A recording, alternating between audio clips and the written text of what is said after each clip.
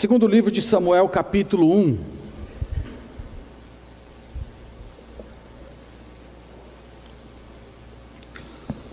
Até aqui, irmãos, nós temos visto as principais etapas da experiência de vida de Davi. Nós começamos as nossas meditações vendo Davi ainda como um pastor lá no deserto, cuidando das suas ovelhas. E um sobressalto depois do espírito da parte de Deus que atormentava Saul e a própria morte do gigante Golias. Deus, de uma maneira soberana, tremenda, traz Davi para dentro da corte de Saul. Ali ele é amado, bem tratado, ele se torna refrão de músicas, ele se torna líder dos exércitos de Saul, escudeiro pessoal do rei. Deus o abençoa grandemente. Esse é o primeiro estágio da vida de Davi. O segundo estágio da sua experiência é quando ele saiu da corte para o exílio. Vocês estão bem lembrados que o ciúme, a histeria, o ódio de Saul fez com que Davi fosse expulso e ele passou a viver como um forasteiro em cavernas, desertos, sem paz, sendo perseguido. E ele só foi encontrar algum tempo de descanso quando ele resolveu viver numa cidade dos filisteus chamada Ziclag. E ali ele se tornou um mercenário filisteu, algo que foi muito ruim para a sua vida. Esse é o segundo estágio da vida de Davi. O terceiro estágio é do exílio ao trono. Então, após a morte de Saul e Jonatas, que foi o tema da nossa última meditação, Deus iniciou um processo pelo qual Davi vai aos poucos assumindo o trono das tribos de Israel. O nosso objetivo hoje é olhar um pouco esse processo, observar como é que Deus tirou ele do exílio e colocou ele como rei das tribos de Israel. Nós vamos olhar tanto as bênçãos que ele recebeu, como ele foi objeto de bênção também para o povo de Israel, mas nós também vamos ver certas tentações, certas fraquezas, às quais Davi esteve exposto durante todo esse processo. Então o tema da nossa meditação hoje é as tentações da prosperidade. Então nós vamos estar trabalhando esses dois temas ao mesmo tempo. Enquanto nós estamos observando a muita prosperidade que o Senhor concedeu ao rei Davi, nós vamos perceber que ele esteve exposto a várias tentações, algumas das quais ele inclusive sucumbiu. E o propósito da nossa meditação é justamente considerar essa questão, é observar um pouco a nossa vida e ver que em meio às bênçãos, às realizações, às portas que Deus abre na nossa vida, junto com essas portas e bênçãos, certas tentações ocorrem, e nós precisamos da graça de Deus para que nós não caiamos em nenhuma delas. Então nós estamos no primeiro livro de 2 Samuel, nós vamos ler no capítulo 2, por gentileza, do verso 1 ao verso 4, e aqui é o momento em que Davi é aclamado rei de Judá. Então, o segundo livro de Samuel, capítulo 2, verso 1, a palavra do Senhor nos diz assim: Depois disto, consultou Davi ao Senhor, dizendo: Subirei a alguma das cidades de Judá? Respondeu-lhe o Senhor: Sobe. Perguntou Davi: Para onde subirei? Respondeu o Senhor: Para Hebrom. Subiu Davi para lá, e também as suas duas mulheres, Ainoã, a Jezreelita, e Abigail, a viúva de Nabal, carmelita. Fez Davi subir os homens que estavam com ele, cada um com sua família, e habitaram nas aldeias de Hebrom. Então vieram os homens de Judá e ungiram ali Davi rei sobre a casa de Judá. E informaram Davi de que os homens de Jabes de Gileade foram que sepultaram Saul. Então, irmãos, esse é o primeiro capítulo dessa nova história de Davi. Ele é ungido rei de Judá. Observe nos versículos que lemos que ele não toma essa decisão antes de orar. Ele estava vivendo numa cidade dos filisteus, Ziclag, e ele só sai de Ziclag para Judá depois que ele ora ao Senhor. Ele pergunta se ele deve ir de fato a Judá, se ele deve residir naquela cidade, e o Senhor diz expressamente a ele que ele deveria viver ali, sim. Então depois disso ele vai e parte para Judá. Quando chega lá, os próprios habitantes de Judá o ungem, o reconhecem, o aclamam como rei. Lembra-se que Davi vai ficar 7 anos como rei na tribo de Judá, e depois o restante do seu reinado, os outros 33 anos do seu reinado, ele vai ser rei sobre todo Israel. Ele obedeceu à ordem do Senhor, e o restante dos versículos fala que ele agradece, na verdade, aos habitantes de Jabes Gileade pela bondade que eles tiveram com os corpos de Saul e Jonatas. Nós falamos isso na última mensagem, que Jonatas e Davi foram mortos, e os filisteus estavam tripudiando com os corpos deles, e os habitantes de Jabes de Gileade vão até lá, trazem o corpo de Saul, e então dão um sepultamento com um pouco mais de dignidade, e Davi agradece a esses habitantes por terem feito isso por Saul e por Jonatas. Aqui você pode perceber um pouco do coração de Davi, como ele não guardava rancor, como ele não demonstrava qualquer tipo de raiva, de mágoa. Se você ler o primeiro capítulo do livro, você vai ver que Saul inclusive compôs um poema lamentando a morte de Saul, lamentando a morte de Jonatas, dizendo que todos deveriam chorar. Isso mostra como ele tinha um coração firme em Deus, como ele não guardava nenhum rancor dos anos que ele foi perseguido por Saul. A segunda cena eu chamei de guerra civil. De fato, o povo de Israel estava dividido. Você tem uma parte do povo que está seguindo Davi, e você tem uma outra parte que está acompanhando o filho de Saul. E isso gerou uma guerra. É o que a gente vê a partir do versículo 8. Vamos olhar.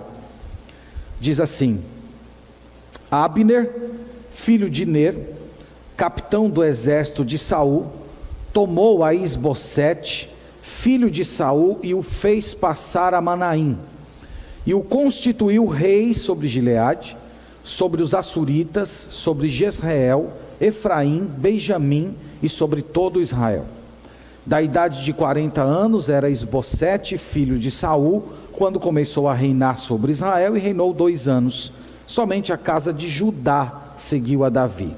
O tempo em que Davi reinou em Hebrom sobre a casa de Judá foram 7 anos e 6 meses. Então, aqui você tem o modo que Davi foi aclamado. Ele foi aclamado pelo povo, e foi Deus quem o dirigiu para estar lá. E do outro lado tem o filho de Saul, Isbosete, que não foi dirigido por Deus e nem foi aclamado pelo povo. Um dos generais de Saul, Abner, o pegou e colocou ele, e disse: você vai ser o rei de Israel. E isso aqui, meus irmãos, logo após vai originar uma grande guerra civil. O exército do filho de Saul, Isbosete, liderado por Abner, vai atacar os exércitos de Davi para tentar tomar Judá das mãos de Davi. E esse é o restante do capítulo 2, toda essa narração.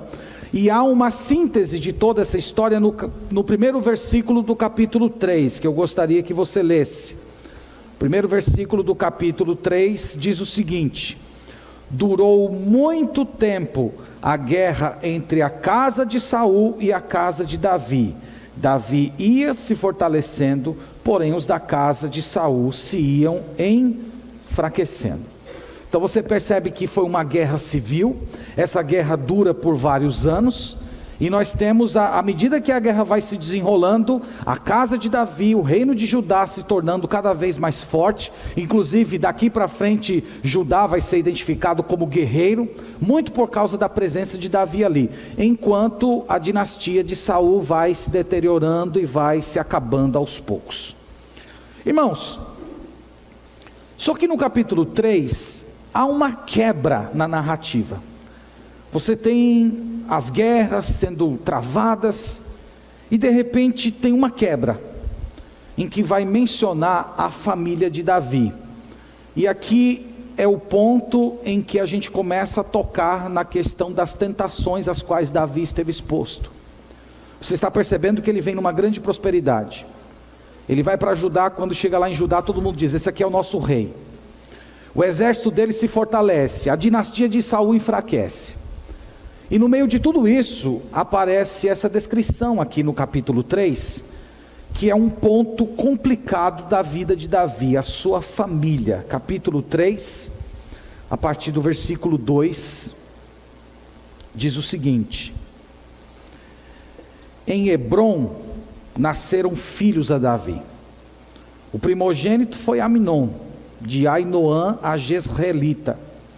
O segundo, Quileabe, de Abigail, viúva de Nabal, o Carmelita. O terceiro, Absalão, filho de Maaca, filha de Talmai, rei de Gessur. O quarto, Adonias, filho de Agite. O quinto, Cefatias, filho de Abital. O sexto, Itreão, de Eglá, mulher de Davi. Estes nasceram a Davi em Hebrom. Aqui nós já temos 6 filhos de 6 esposas diferentes. E nem menciona a primeira esposa de Davi. Qual foi a primeira esposa de Davi? Mical, filha de Saul. Nem está mencionando ela aqui, porque ela só vai voltar para a casa de Davi um pouco mais para frente. E no futuro ainda tem uma outra esposa, Batseba, mulher de Urias, da qual Davi cometeu adultério e depois se casou com ela. Se você deixar marcado aí, deixe por favor, e vamos em 1 Crônicas, que o autor de Crônicas, ele detalha um pouco mais essa questão da vida de Davi. 1 Crônicas capítulo 3.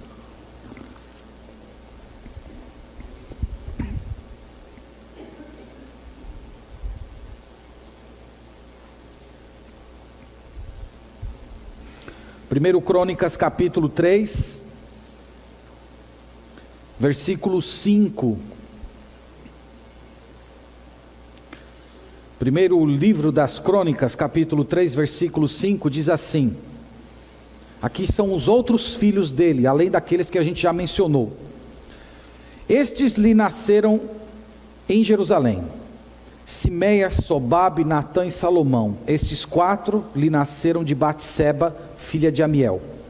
Nasceram-lhe mais Ibar, Elisama, Elifelete, Nogá, Nefeque, Jáfia, Elisama, Eliada, Elifelete, 9 ao todo. Todos estes foram filhos de Davi, afora os filhos das concubinas e Tamar, irmã deles. Aqui, irmãos, é o ponto em que nós estamos tocando na questão das tentações da prosperidade. Enquanto Deus está abençoando Davi, Davi está descumprindo um mandato de Deus.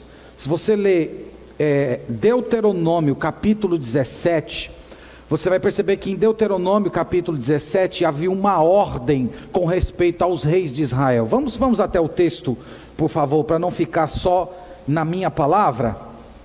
Deuteronômio capítulo 17, aqui a gente percebe que Davi estava descumprindo uma ordem do Senhor, uma ordem direta de como deveria ser um rei.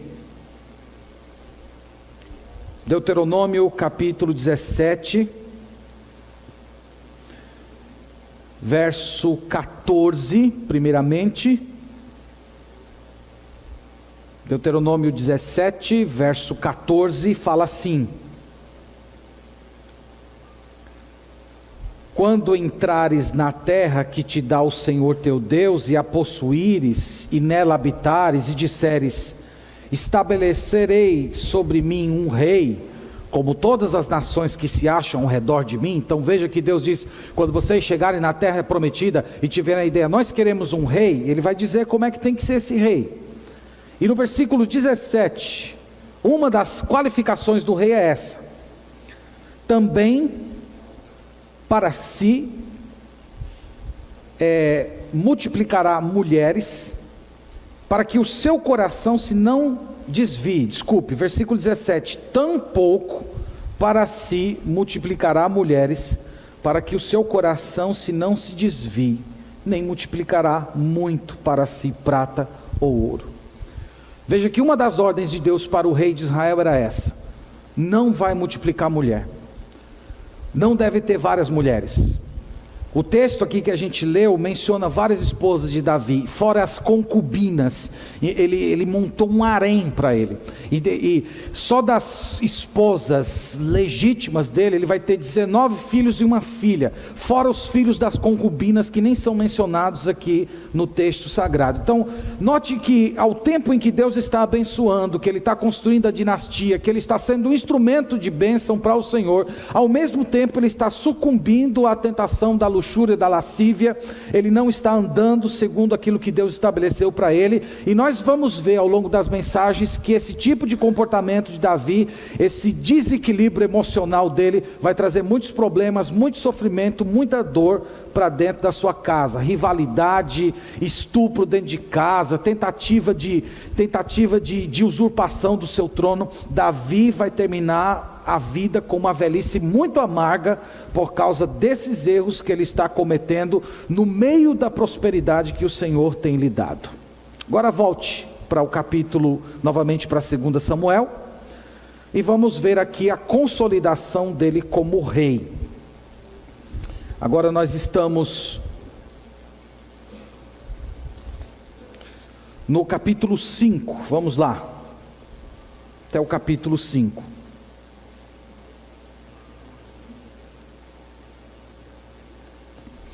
Só para vocês lembrarem, Davi se torna rei de Israel, porque 2 serviçais de Isbosete, filho de Saul, o matam enquanto ele está dormindo.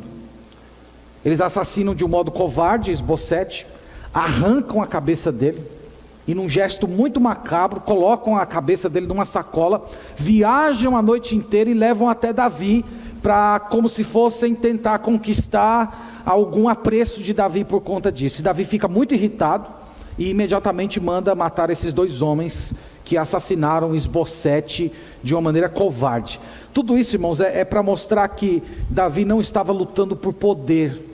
Ele não estava querendo chegar a ser rei de Israel de qualquer jeito, passando por cima das leis de Deus. Ele sabia que Deus iria colocá-lo como rei, mas ele não queria ser rei a todo custo, e é por isso que ele nunca concordou com a covardia, com o assassinato, com a mentira, com o passar por cima das autoridades dos outros. E aí chegamos no capítulo 5, primeiro versículo, diz assim: então todas as tribos de Israel vieram a Davi, a Hebrom, e falaram dizendo: somos do mesmo povo que tu és.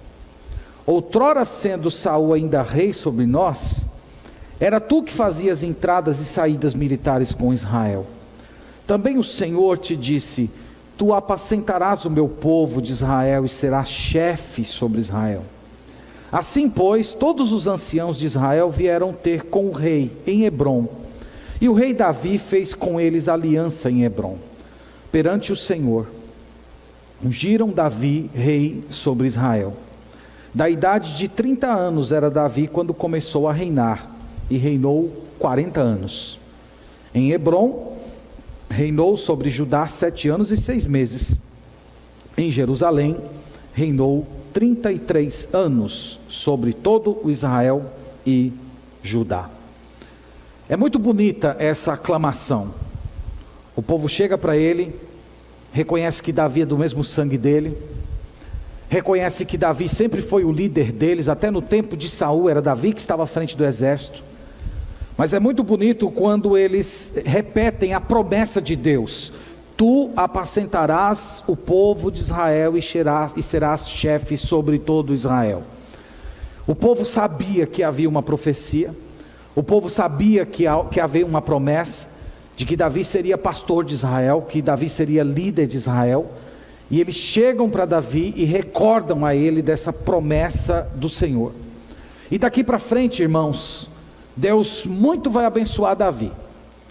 Os filisteus, que eram o povo que mais oprimia Israel, eles são empurrados e vão ficar numa pequena faixa de terra diante do mar. Se você olhar no capítulo 5, a partir do versículo 11, você tem um rei chamado Irão, de Tiro e Sidom, que eram cidades que ficavam ao norte, que eram grandes opressores de Israel. Irão, quando vê Davi assumindo o trono, a primeira coisa que ele procura é fazer uma aliança com Davi, um pacto de não agressão. Vocês vão ver Amon e Moabe, que eram nações que oprimiam Israel, sendo destruídas.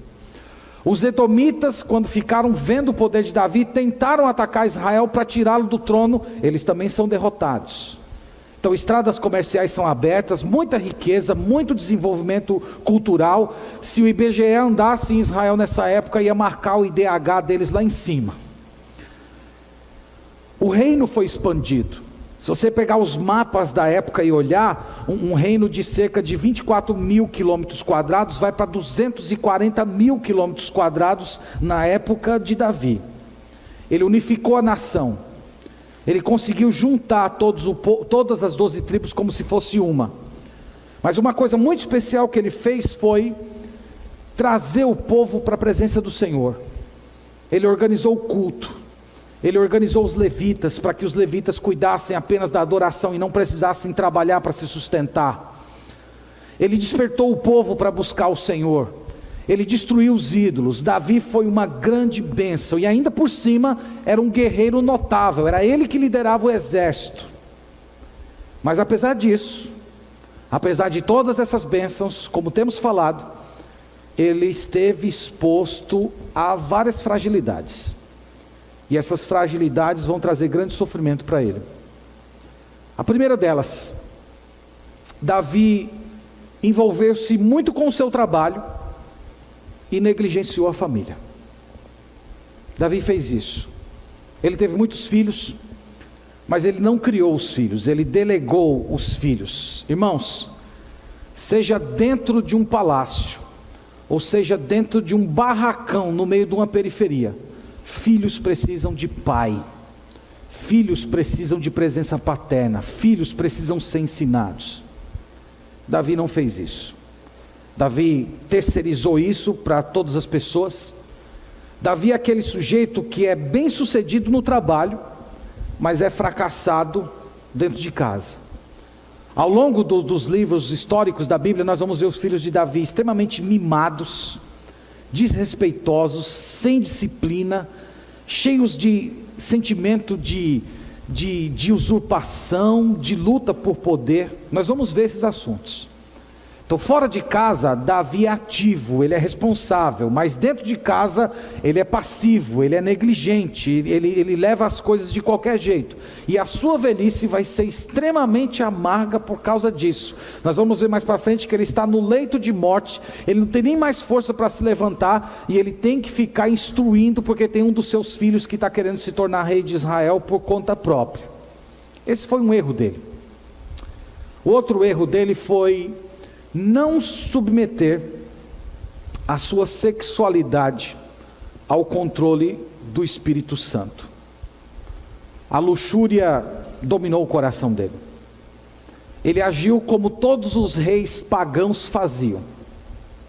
Enquanto Deus estava abençoando ele com a sua graça, ele estava construindo um harém para tratar os seus próprios pecados. Ele se rendeu aos desejos da carne, e isso também vai trazer muita dor e sofrimento para ele no final de sua vida. Observe, irmãos, que a vida de um servo de Deus, por vezes, é uma vida muito complexa.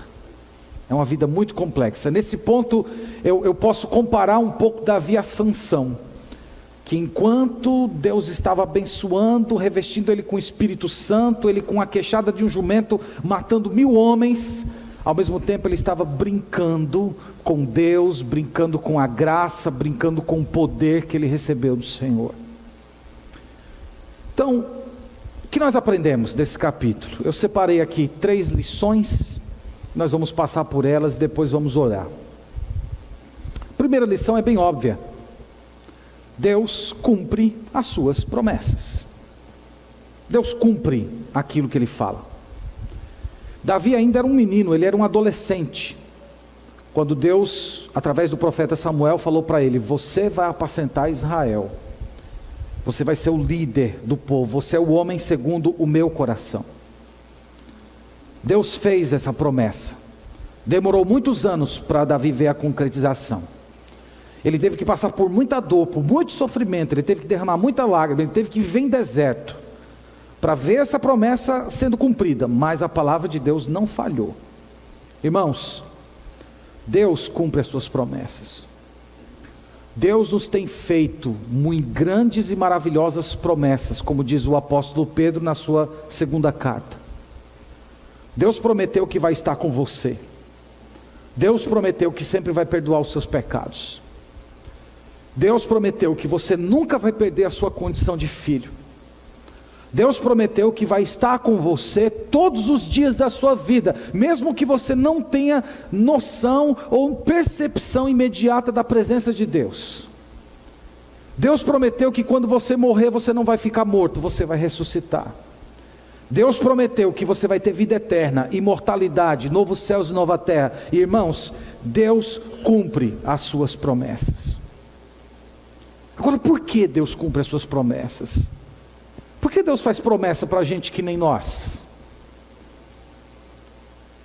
Deus cumpre, irmãos, as suas promessas para nós por causa de Jesus. O apóstolo Paulo, na segunda carta aos Coríntios, no capítulo 1, versículo 20, ele diz assim, que Jesus é o amém das promessas de Deus para a gente. Sabe o que isso significa? Significa que Deus vai cumprir cada uma das promessas que Ele fez para você por causa de Jesus. Jesus é o sim, Jesus é o assim seja, Jesus é o amém de Deus, e é por causa de Jesus que nós podemos ter alegria, conforto e certeza que Deus vai dar o que a gente prometeu.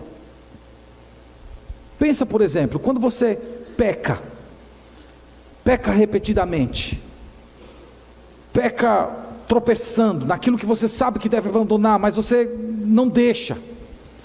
E você dobra o seu joelho e ora: Senhor, me perdoa. Às vezes até com aquela vergonha no coração, né? Senhor, de novo eu estou aqui, me perdoa. Por que Deus não olha para você e diz assim: oh, para de cinismo, deixa de ser cínico. De novo tu está me pedindo perdão por um negócio que amanhã você vai tropeçar de novo? Por que Deus não nos trata assim? Por causa de Jesus. Deus cumpre as promessas dele na nossa vida por causa do que Cristo fez por nós na cruz do Calvário. Então é por isso que você pode ter confiança em clamar pelas promessas de Deus. É por isso que você pode acreditar em cada palavra que a Bíblia diz. Por causa do Senhor Jesus, Ele cumpre as suas promessas. Nunca esqueça disso na sua vida cristã. Segunda lição: nenhuma realização profissional é mais importante do que cultivar uma família piedosa. Irmãos, realização profissional sem família piedosa só produz sofrimento, lágrimas, perdição espiritual, dor, sofrimento. Eu sempre ouço as pessoas dizer que quando alguém está no leito da morte, essa pessoa nunca pede para trazer dinheiro, para trazer o extrato da conta bancária, para trazer o carro, para trazer as certidões de imóveis. Pedem por família. Cadê meu filho? Cadê meu irmão? Cadê meu pai? Cadê os meus amigos? Escolha a sua família. Opte por sua família. Ensine a sua família. Ame a sua família. Especialmente você que é homem, pastoreie a sua família. Seja pastor de dentro da sua casa. Seus filhos, sua esposa, as pessoas que Deus te confiou, elas precisam de conversão, elas precisam de experiência com Jesus. Irmãos, eu sou inclinado a pensar que parece que para nós, se os nossos filhos tiverem um comportamento moral decente, parece que é o bastante para a gente. A gente olha para o nosso filho e vê assim: meu filho é comportado, ele é respeitoso, ele é estudioso, meu filho não está metido com nenhuma perversão, não está metido com coisa errada, é uma pessoa que respeita, que ama as pessoas. Nós nos contentamos com isso, e isso é pouco. Isso é pouco para a gente. Nossos filhos, eles não precisam apenas ser seres morais, nossos filhos precisam ser santos.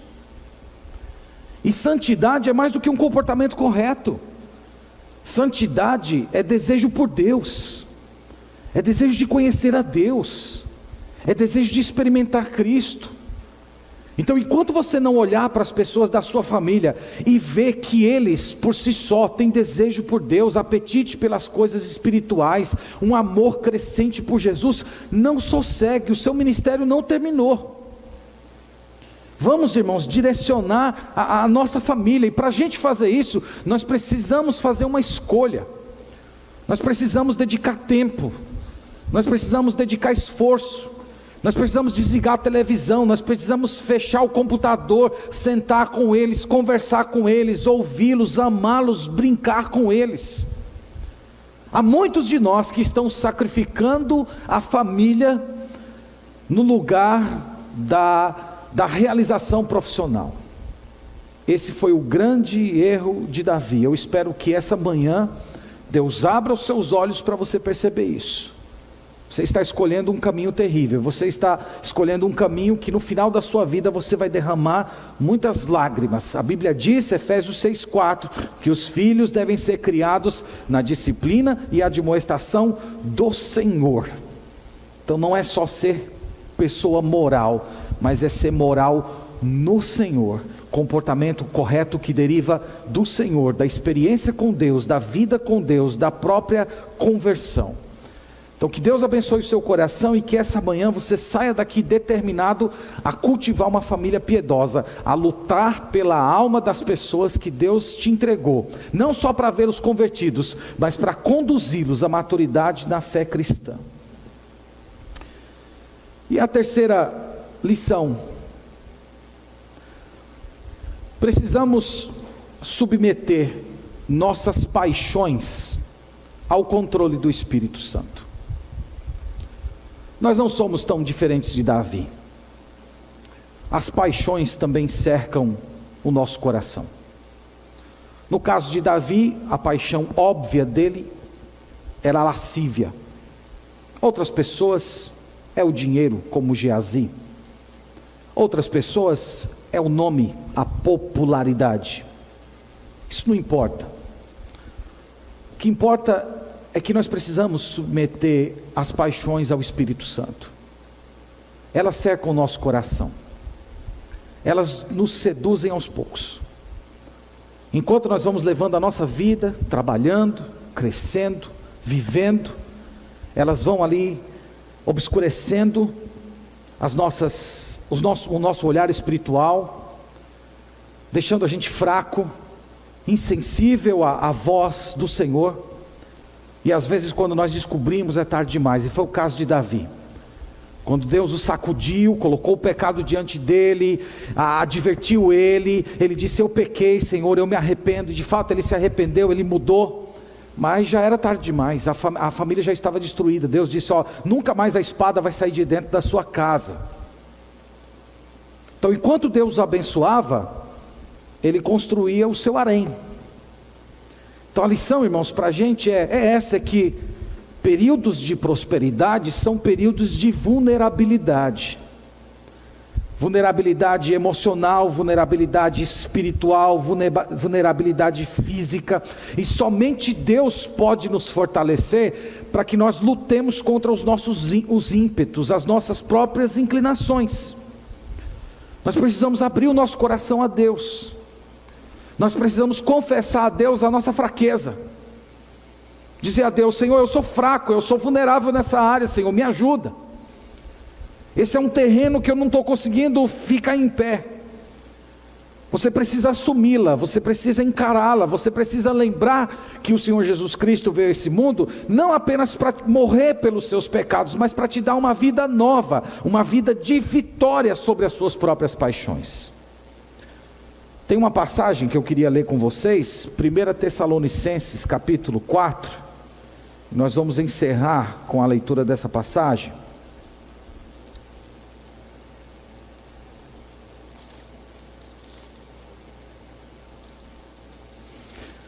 Primeira Tessalonicenses capítulo 4,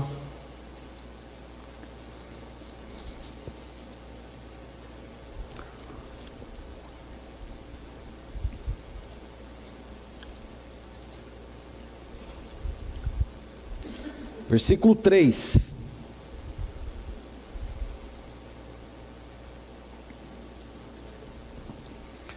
1 Tessalonicenses 4, versículo 3, diz assim: